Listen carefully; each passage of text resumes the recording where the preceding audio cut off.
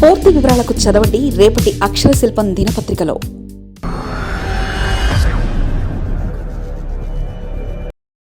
జగన్కి ఏం తక్కువ? ఇతరుల ఆస్తులెందుకు? జగన్మోహన్ రెడ్డిపై ఇన్ని ఆరోపణలెందుకు?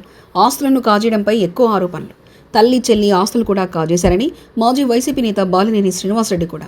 వైఎస్ జగన్మోహన్ రెడ్డి మరో కుటుంబ సభ్యుడు మాజీ వైసీపీ నేత బాలినేని శ్రీనివాసరెడ్డి తన ఆస్తులను, తన వియ్యంకుడి ఆస్తులను జగన్ కాజేశారని కన్నీటి పెట్టుకున్నారు. అన్ని విషయాలను బయట పెడతానన్నారు. బాలినేని శ్రీనివాసరెడ్డి ఆస్తులను జగన్ కాజేశారో లేదో, ఆయన ఆ వివరాలు బయట పెడతారో లేదో, కానీ బాలినేని అనే మాటల్ని నమ్మేవారు 99% ఉన్నారు.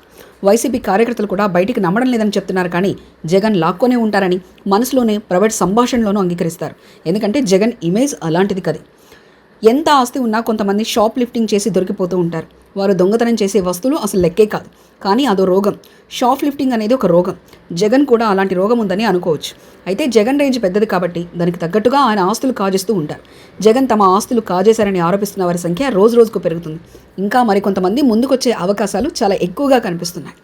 జగన్మోహన్ రెడ్డికి ఆస్తులు కాజేయడం అనేది ఎంత బలమైన రోగంగా మారిందో కళ్ళ ముందే ఉంది.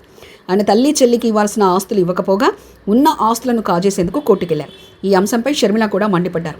పిల్లల ఆస్తులు కొట్టాలనుకుంటున్నారని తీవ్ర స్వరంగా విరుచుకుపడ్డారు. విజయమ్మ కోర్టులో అదే చెప్పారు. సరస్వతి పవర్ తనదని జగన్ కొట్టాలనుకుంటున్నారని చెప్పారు. ఇప్పుడు బాలినేని తన ఆస్తులు కాజేశారని చెప్పుకొచ్చారు. జగన్మోహన్ రెడ్డికి ఏం తక్కువ లేదు. వైఎస్ సీఎం కాకముందే సబ్ కాంట్రాక్టుల కోసం సిఫారసులు చేయించుకున్నప్పటికీ ఆ తర్వాత ఆయన పంట పండిపోయింది. వేల కోట్లు బినామీల పేర్ల మీద సూట్ కేస్ కంపెనీల ద్వారా లక్షల కోట్లు ఆస్తులున్నాయి. మరి తల్లి చెల్లి బాలినేని వంటి వారి ఆస్తులను కాజేసి ఏం చేసుకుంటారు? ఆయనకు డబ్బుల కొరత లేదు. ఇతరుల ఆస్తుల్ని కాజేయడం ఆయనకు ఒక రోగం అంతే. దానికి మందు ఉందో లేదో ఆయనకే తెలియాలి. ఇక జనసేన పార్టీ ఆవిర్భావ సభ జయకేతనంలో బాలినేని శ్రీనివాసరెడ్డి భావోద్వేగానికి గురయ్యారు. ఆయన వైసీపీలో ఎదుర్కొన్న పరిస్థితులు, ఇప్పుడు జనసేనలో లభిస్తున్న గౌరవం ఆయనకు చాలా విషయాలు బయటపెట్టేలా ప్రోత్సహించింది. ముఖ్యంగా ఆయన జగన్మోహన్ రెడ్డిపై చేసిన వ్యాఖ్యలు సంచలనం సృష్టించనున్నాయి. తన ఆస్తులతో పాటు తన వియ్యంకుడి ఆస్తుల్ని జగన్ కాజేశారని బాలినేని శ్రీనివాసరెడ్డి ఆరోపించారు. తాను చెప్పిన ఈ విషయంపై చాలామంది కౌంటర్లు ఇస్తారని, దేనికైనా తాను సిద్ధమని బాలినేని స్పష్టం చేశారు. రాజకీయాల్లో తనకు జరిగిన అన్యాయం అంతా ఇంత కాదని, తాతల నుంచి వచ్చిన ఆస్తులన్నీ పోగొట్టుకున్నానని ఎమ్మెల్యేలు, ప్రభుత్వం చంద్రబాబు విచారణ చేయించాలని కోరారు. మొత్తం తాను చెప్పిన విషయాలు నిజాలు బయటికి వస్తాయన్నారు. అందరినీ అడుగుతున్నారు.